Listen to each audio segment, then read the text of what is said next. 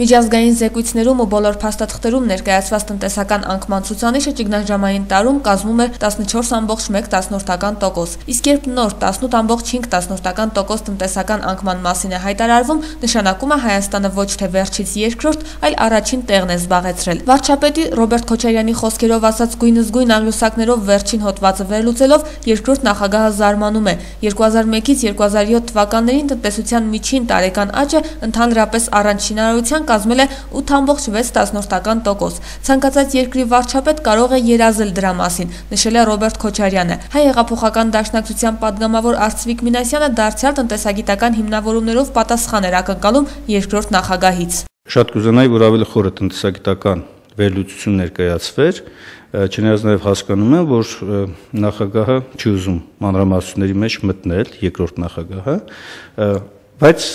կարծում եմ, որ այս ամենը հետևություն անելու եւ քաղաքականության, տնտեսական քաղաքականությունը վերանայելու հրամայական է պարտադրում։ Բանավեճը ըստ Արծվիկ Մինասյանի տեղափոխվել է արդեն տնտեսագիտական դաշտ, խոսել շինարարական փուչիկների մասին անտեղի է համարում։ Արտահայտությունն օգտագործում է ֆինանսական շուկաներում, այլ ոչ թե շինարարության, որտեղ օգտագործվում են ռեսուրսներ։ Արտահայտության նման գնահատականը շինարարության ոլորտին կարծում եմ ճիշտ չէ։ Այլ բան, որ որոշակի ձևով խոսվի անշարժ գույքի գների շուկայում տատանումների մասին։ Այդպիսի հրապարակումով նա ուզեցել է ասել, որ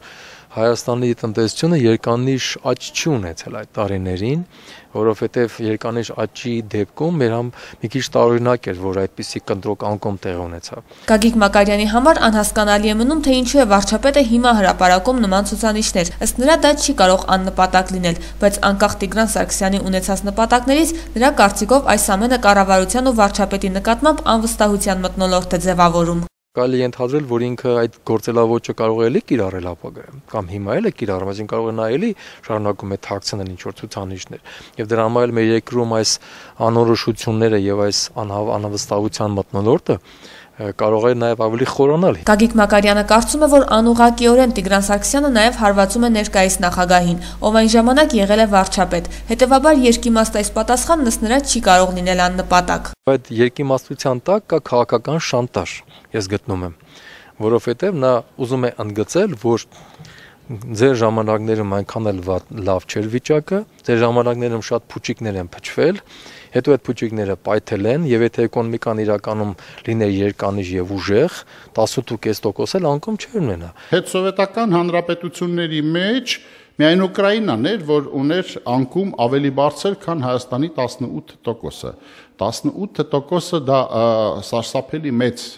անկման թիվ է։ Արծվիկ Մինասյանի կարծիքով շինարարությունը Հայաստանում կարող է լինել առաջատար ճյուղերից մեկն առաջիկա 50-60 տարիներին եւ ապահովել երկրի զարգացման ավելի լավ մոդել, քան ներկայումս է։ Բացի դրանից շինարարության ոլորտի անկումը որևէ ձևով չի փոխհատուցվել տնտեսության այլ ճյուղերի զարգացումներով, վստահ է նա։ Շինարարությունը իր մեջ չի ներառում միայն շենքի կառուցումը։ Եվ երկրորդ կարևոր ցուցանիշը զբաղվածության ցուցանիշներն են։ Մարդիկ ունեն աշխատանք, մարդիկ մասնագիտանում են